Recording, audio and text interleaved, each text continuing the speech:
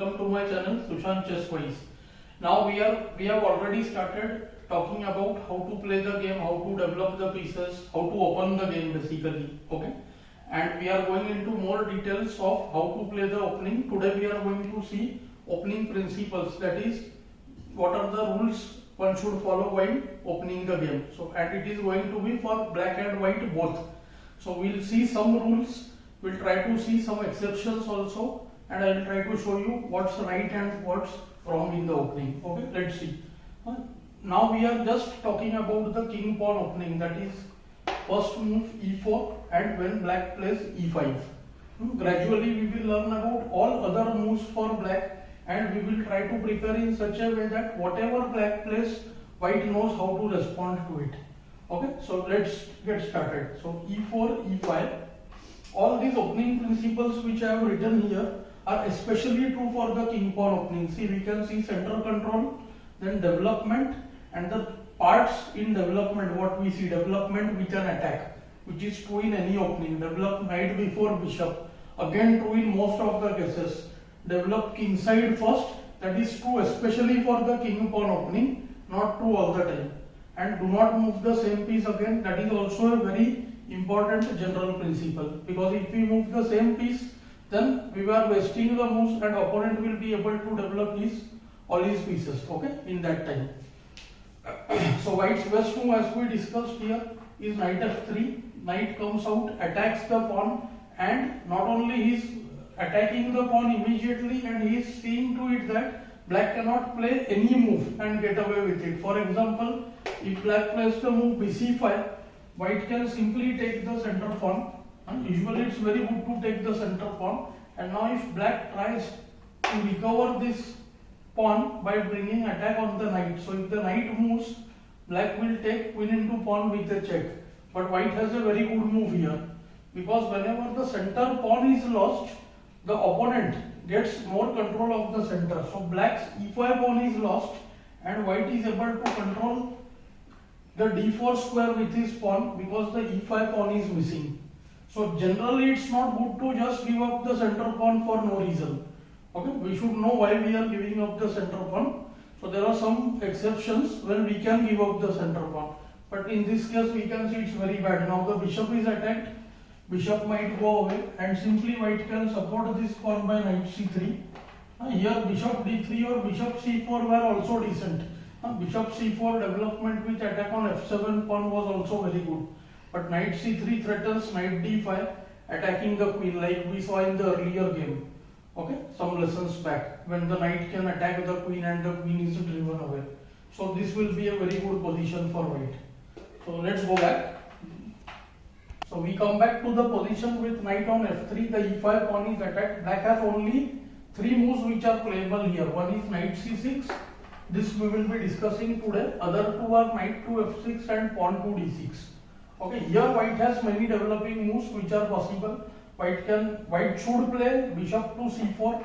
This is best for anyone who is new to the game, because we should play all those openings which bring attack near the king and which keep the position as much open as possible. So what happens when we play open positions? We get attacks and supports, they come very early in the opening, and we get practice of seeing attacks and supports. More open positions we play, the better it is, and there is direct interaction between the pieces, so we learn to use tactics. This is very good for anyone who is new to the game. Okay, other moves which are very good here is bishop can be played to b5 to attack the knight on c6, which is defending the pawn. But as I told you, bishop c4 is very good. We should attack the weak point, that is the f7 pawn. Another move which is possible is nc3. Okay, but as I told you, look at the principles here. See, development with an attack, then develop knight before bishop, means one knight, then other bishop, then other knight, then the other bishop. Okay, and developing the king side first. So what we are doing here, we are developing the king side first. So both bishop and knight on the king side have come out. So white is ready to castle. We will be talking about castle also here. Now black has again 2 correct moves here. Since the f7 pawn is attacked once and it already has 1 support, so black need not defend the f7 pawn right now. So one correct move for black is bishop c5. he also develops and attacks the pawn on f2, and also he controls the center. Second move which is also good for black is the knight to f6. Okay, this move knight to f6 is called two knights game. Black has developed both his knights, so it is named as two knights game. And the one which we are seeing now, bishop c5, usually called Geico piano or the Italian game. Okay. For new players, beginners or kids, it's not necessary to know the names. Okay? But I am just telling for the purpose. Suppose you want to refer somewhere else and see, so you will be able to get from any book or somewhere online. Okay. So bishop comes to c5, develops the piece, controls the center. Now white should usually delay castle, especially in this e4 e5 opening. White should wait and he should not castle immediately. Castle is a correct move. There are some reigns related to castle also. White has two other moves which are very good here. In fact, 3 or 4 moves are playable in this position. We are going to discuss the move knight c3 one. Second is d3, developing the bishop. Okay, and white also has another move c3 which is very popular. Greco was one of the old chess players. He invented this idea. White wants to play d4 and control the center. We'll be talking about these things later also. So focus on the move knight c3. Okay. Note one thing here, that knight c3 and d3, these moves are interchangeable. So we can either play knight c3 first and d3 later, or d3 first and then knight c3 later. Okay, so white played knight c3 in the game. Knight is developed, we control the d5 square. Now black has two correct moves again. Either he can develop the knight to f6, developing a piece, controlling the center, or else he can play the pawn to d6, which is equally good for him. Okay, mostly these positions will come by transposition. Transposition means when a position is reached, same position is reached by different order of moves. That is called transposition in chess. So now black plays nf6, white plays the pawn to d3, making way for the c1 bishop. That is why the center pawn is treated as development. It does two things. It controls the center and it opens one of your bishops. So center pawn contributes towards development. Now the pawn comes to d6. So far it is the correct move for both. So white and black both are playing properly.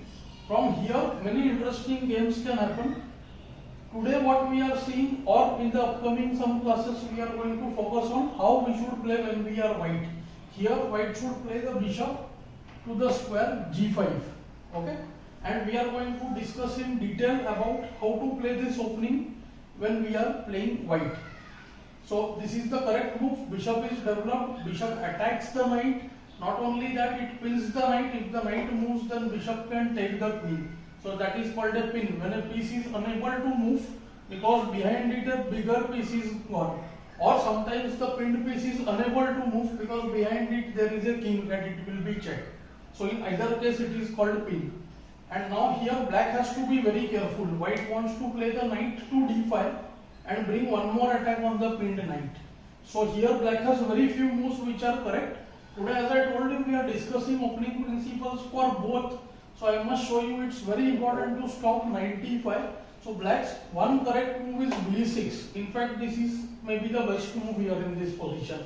Okay, which when the knight comes to d5, the bishop can take on d5. And if bishop takes e6, then pawn will capture on e6.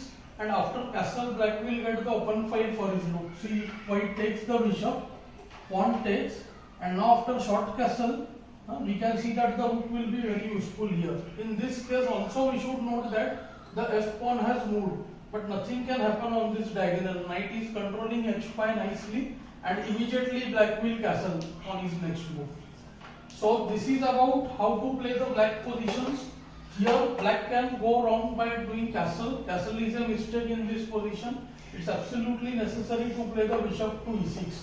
Even the move bg4 is a mistake. So in the next lesson we are going to cover the moves bg4 and castle, and this way we are trying to learn openings for white right now. Then we will learn how to play the openings for black. So eventually we will know all the lines how to play black and white. Okay. I hope you are enjoying the lessons. Do like, share and subscribe the channel. Thanks for your time.